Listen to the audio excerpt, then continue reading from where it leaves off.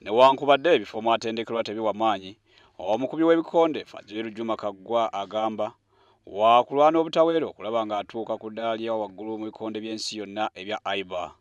Okusinziira ku pulezidenti w'ekibiina ekidukanya ebikonde by'abayiga mu ggwanga Kenneth Gimugu, waliwo ebitone bingi mu bikonde bitannazuulwa era beetaaga bwetaazi gavumenti kubakwatizaako. Tusalawo y'enzannya yeesalawo kubanga omuzannyo guno engeri gy'ozannya likodi z'oteekawo ranking z'ofuna zezikutuusa gy'olaga.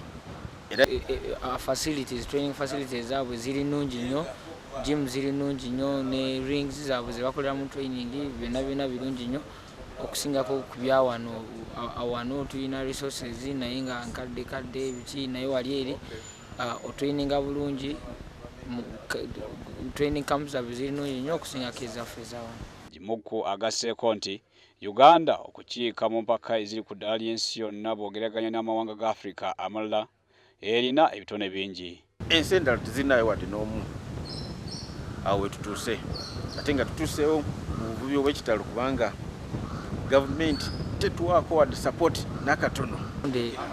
Ngenda bizanya mulundi ogwokubiri kyensuubira nti njagala genda nfune obuwanguzi bwokka. Nfuna obuwanguzi kigenda kunnyambako okufuna ranking mbeere nga ndi mu world ranking, mbeere nga ndinya ranking okusobola nti okuqualifyinga for Olympics.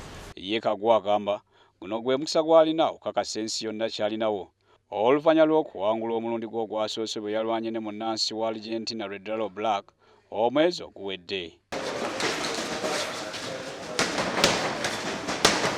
Azaalisa obukugu bwe mu mpaka ezitali zimu omuli ez'ensi yonna ez'abavubuka mu 2012 n'eza Africa ezitali zimu.